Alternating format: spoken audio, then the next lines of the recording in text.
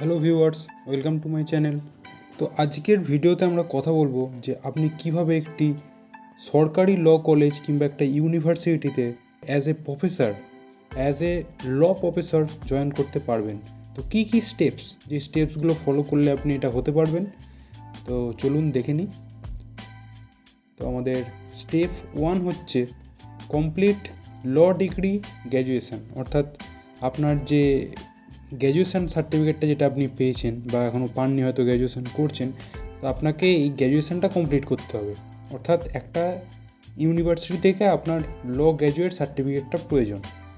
এর পরের স্টেপ হচ্ছে কমপ্লিট এলএলএম, অর্থাৎ এলএলএম যে কোর্সটা হয়, যেটা হচ্ছে আপনার গ্র্যাজুয়েশানের পর মাস্টার ডিগ্রি লতে, এই কোর্সটা আপনাকে কমপ্লিট করতে হবে এবং এর সার্টিফিকেটটাও লাগবে। এরপরে স্টেপ নাম্বার 3 হচ্ছে clear net exam from all India level or set exam for West Bengal level, অর্থাৎ আপনাকে নেট এক্সাম ক্লিয়ার করতে হবে যেটা অল ইন্ডিয়া লেভেলের জন্য, এবং অথবা সেট এক্সাম ক্লিয়ার করতে হবে যেটা ওয়েস্ট বেঙ্গলের জন্য। যদি এই দুটো এক্সাম আপনি ক্লিয়ার করতে পারেন তবে আপনি প্রফেসর হওয়ার জন্য এলিজিবল হবেন, আর এখান থেকেও যে সার্টিফিকেটটা পাওয়া যাবে সেটাও আপনার লাগবে। এরপরে আমরা কথা বলবো স্টেপ 4 নিয়ে, যেটা হচ্ছে যে আপনাকে কলেজ সার্ভিস কমিশন অর্থাৎ সিএসসি, আপনার যে রিক্রুটমেন্টটা হবে অ্যাজ এ প্রফেসর, আপনি কোনো গভর্নমেন্ট ল কলেজ বা ইউনিভার্সিটিতে যে জয়েন করবেন, তো সেইটার জন্য আপনার যে কমিশনটা, যারা এটা নিয়ন্ত্রণ করে, তারা হচ্ছে কলেজ সার্ভিস কমিশন অর্থাৎ সিএসসি। এরা স্টেটের যত কলেজ আছে, ল কলেজ আছে বা অন্যান্য কলেজ আছে, সব কিছুর ওই প্রফেসর বা অ্যাসিস্ট্যান্ট প্রফেসরের যে রিক্রুটমেন্টটা তারা এরাই নিয়ন্ত্রণ করে।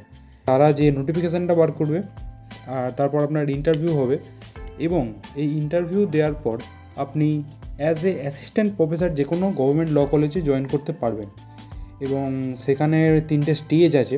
অ্যাসিস্ট্যান্ট প্রফেসরের স্টেজ 1 6 বছর, তারপরের 4 বছর হচ্ছে স্টেজ 2, তারপরের 4 বছর হচ্ছে স্টেজ 3। 14 বছরের যে আপনার এক্সপিরিয়েন্সটা হবে, তো এটাই হচ্ছে স্টেপ 4। অর্থাৎ স্টেপ 4-এ আছে যে আপনি অ্যাসিস্ট্যান্ট প্রফেসর হিসেবে যদি 14 বছর আপনার চাকরি করতে পারেন, তাহলে আপনি অ্যাসোসিয়েট প্রফেসর হিসেবে প্রমোটেড হয়ে যাবেন। এরপর হচ্ছে স্টেপ 5। স্টেপ 5-এ আছে যে আপনাকে পিএইচডি করতে হবে, অর্থাৎ অ্যাসোসিয়েট প্রফেসর থাকার পরে আপনি যদি পিএইচডি করতে পারেন তাহলে আবার আপনি প্রফেসর হয়ে যাবেন, এবং প্রফেসরটা হবেন যে কোনো একটি ইউনিভার্সিটির, অথবা সেই কলেজেরও থাকতে পারেন, অথবা আপনি কোনো কলেজের ভাইস প্রিন্সিপাল হিসেবেও জয়েন করতে পারেন। তো আপনাকে পিএইচডিটা কমপ্লিট করতে হবে, রিসার্চ পেপার জমা দিয়ে একদম পিএইচডি ডিগ্রিটা, সার্টিফিকেটটা আপনার দরকার। তাহলে আপনার ইউজিসি থেকে অ্যাজ পার রিকোয়ারমেন্ট আপনাকে প্রফেসর হিসেবে প্রমোটেড করে দেওয়া হবে।